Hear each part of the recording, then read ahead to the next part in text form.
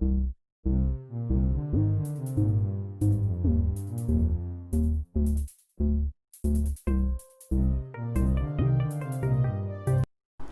Students, welcome to my YouTube channel commerce classes by Vishal sir. आप सभी का मेरे YouTube channel commerce classes by Vishal sir में हार्दिक स्वागत है।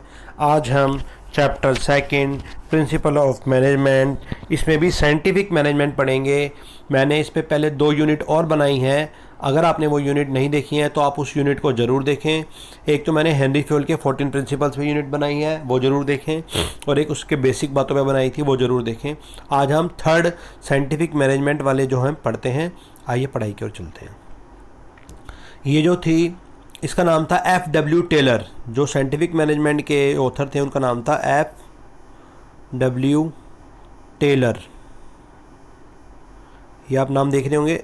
इनका नाम था फ्रेडरिक विंसो टेलर। 1856 में ये इनका बर्थ हुआ था, 1915 तक ये जिए। ठीक है, ये खैर बहुत ज़रूरी नहीं है आपको पढ़ना, लेकिन नॉलेज के लिए अगर पता हो तो बहुत अच्छी बात है। मेन इसके प्रिंसिपल्स हैं जो साइंटिफिक हैं वो ज़्यादा इंपॉर्टेंट है।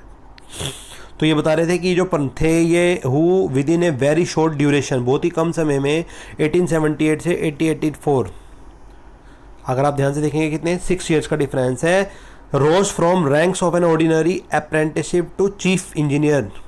ये सिंपल एक अप्रेंटिस के फॉर्म पर आए थे और चीफ इंजीनियर की पोस्ट पे पहुंच गए थे। इन मिडवेल स्टील कंपनी थी कोई इसमें, यूएसए में। Taylor conducted a number of experiment and came to confusion that workers were producing much less than the target standard task. तो इन्होंने क्या देखा, इन्होंने बहुत सारे एक्सपेरिमेंट करके देखे उस कंपनी में, और ये पता लगाया कि जितने भी एम्प्लॉई हैं इनके अंडर में जो काम कर रहे हैं, जो स्टैंडर्ड टास्क है उससे भी कम कर रहे हैं। वो टारगेट जो है इनका पूरा नहीं हो पाता। अगर मान लो एक एम्प्लॉय 8 घंटे काम करके 100 यूनिट बना पा रहा था, तो वो 100 के 80 भी नहीं बना पा रहे थे। Also both the parties management and the worker are hostile towards each other. और दोनों ही पार्टियां, मैनेजमेंट और वर्कर, दोनों मिलके काम ही नहीं कर रहे थे, एक दूसरे का सपोर्ट ही नहीं कर रहे थे।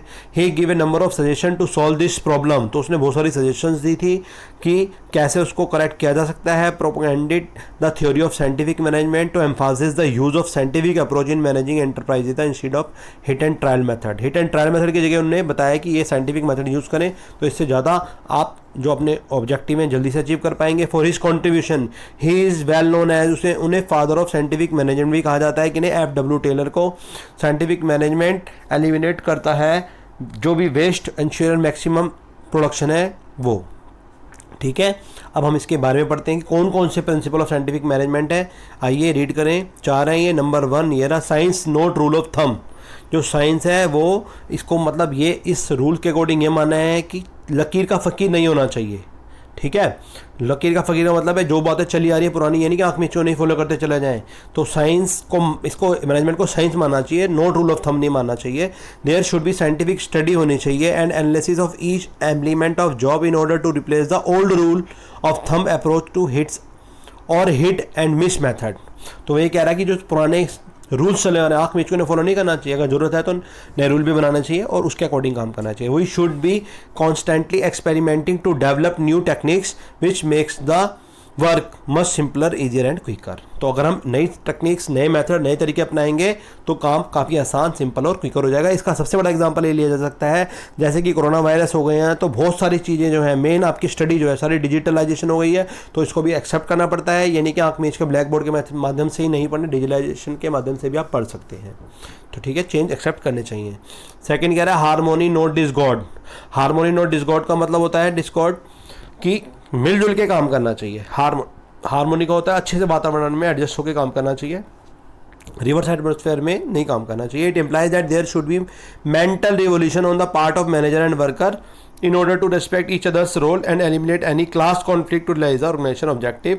मिलजुल के काम करना चाहिए, लड़ाई झगड़े नहीं करना चाहिए। एक मानसिक क्रांति के तौर पे काम करना चाहिए, दोनों मैनेजर्स को भी नंबर 1 पे भी और वर्कर्स को भी, दोनों के मेंटल स्टेटस को चेंज करना चाहिए कि सब मिलके काम करेंगे तभी बात बनेगी, कोई कॉन्फ्लिक्ट ना होते हुए, तब हम ऑर्गेनाइजेशन के ऑब्जेक्टिव प्राप्त कर सके। तो मिलजुल के काम करना चाहिए, लड़ाई झगड़े नहीं करने चाहिए, ये कह रहे हैं दोनों लेवल पे।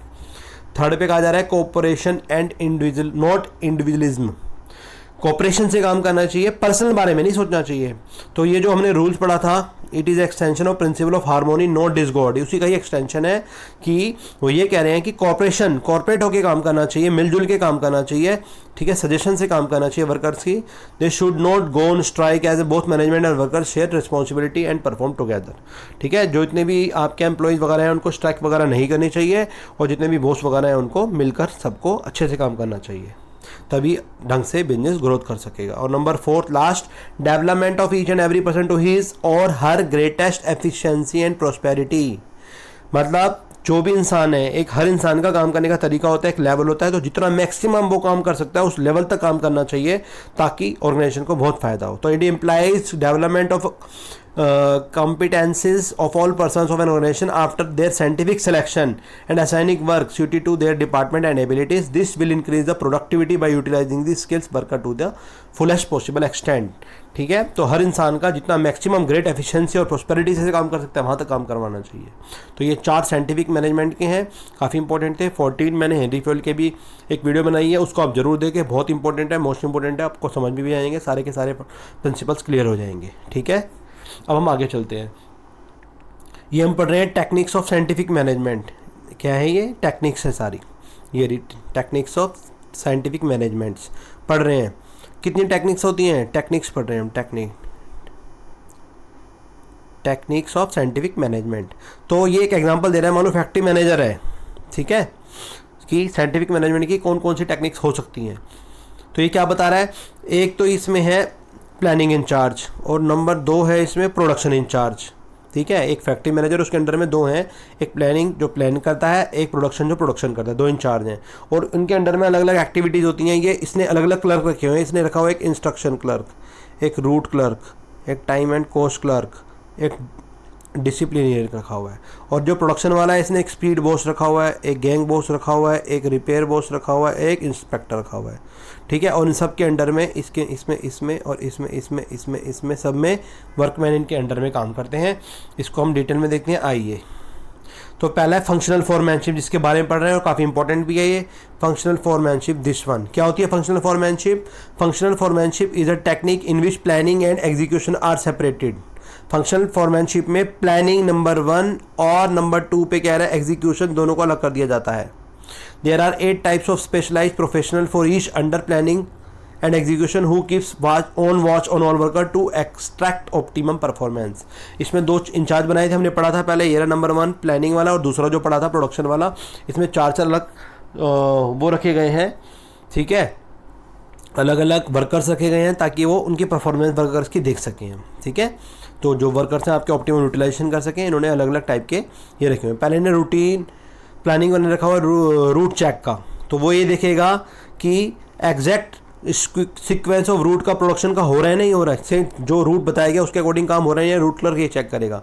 इंस्ट्रक्शन कार्ड क्लर्क क्या देखेगा? ये देखेगा कि जो इंस्ट्रक्शन दी गई है उनको फॉलो किया जा रहा है नहीं किया जा रहा। टाइम एंड कॉस्ट क्लर्क देखेगा कि टाइम और कॉस्ट के अकॉर्डिंग काम हो रहा है या नहीं हो रहा है।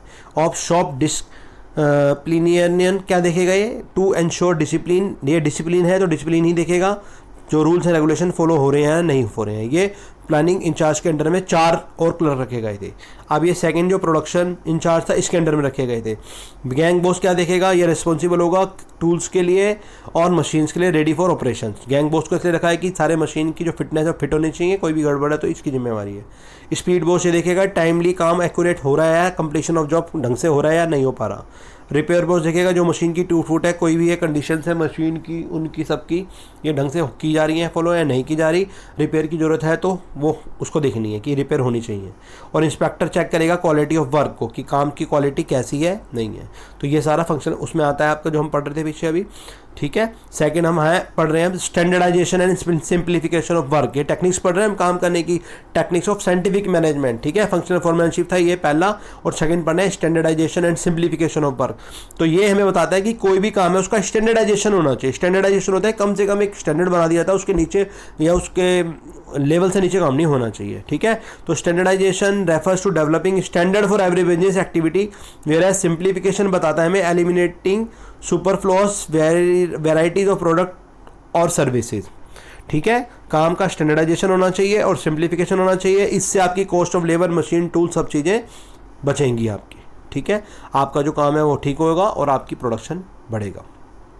नंबर 3 पे कह रहा है मेथड स्टडी। मेथड स्टडी होनी चाहिए। मेथड स्टडी क्या होता है? The objective of method study is to find out one best way of doing the job to maximise efficiency in use of material, machinery, power and capital.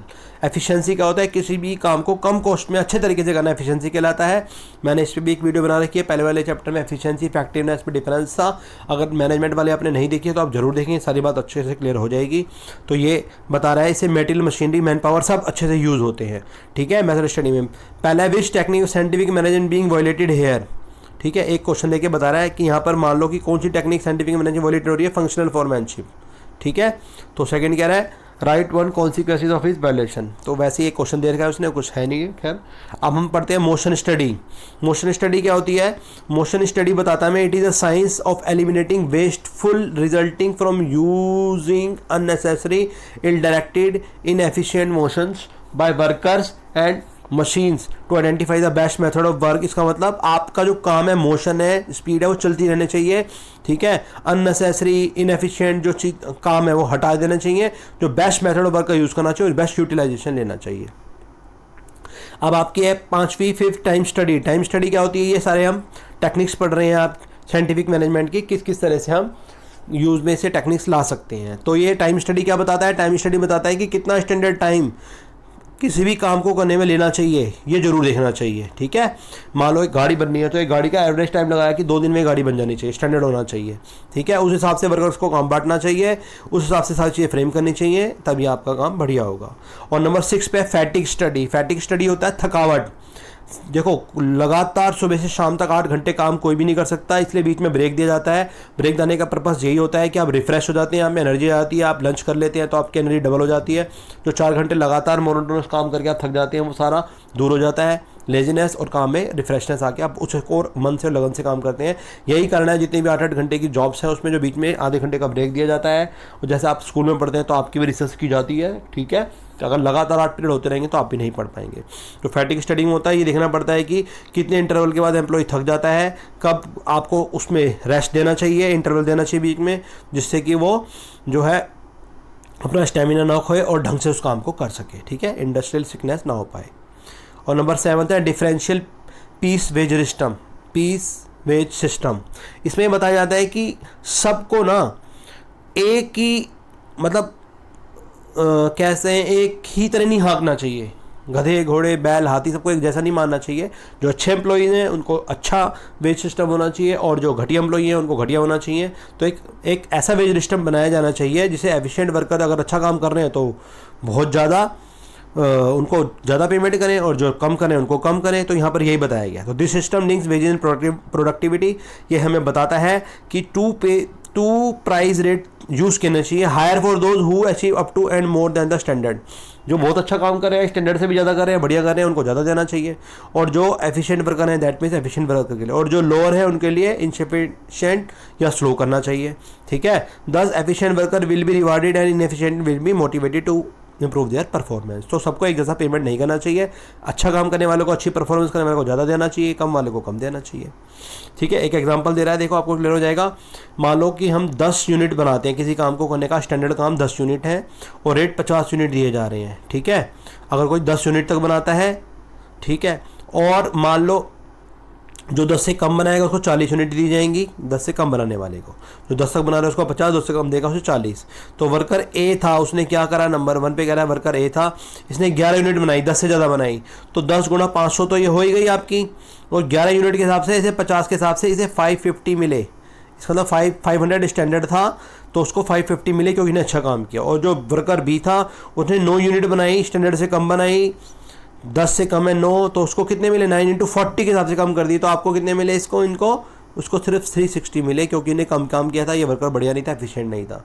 ठीक है, इसका मतलब difference आ गया दोनों में। अगर इसका डिफरेंस लेंगे तो दोनों का डिफरेंस कितना आएगा, इसमें से ये घटाएंगे तो आपका डिफरेंस आएगा 190 का डिफरेंस आ गया। तो 190 कम मिले बी को क्योंकि उन्हें परफॉर्म बेटर नहीं किया था।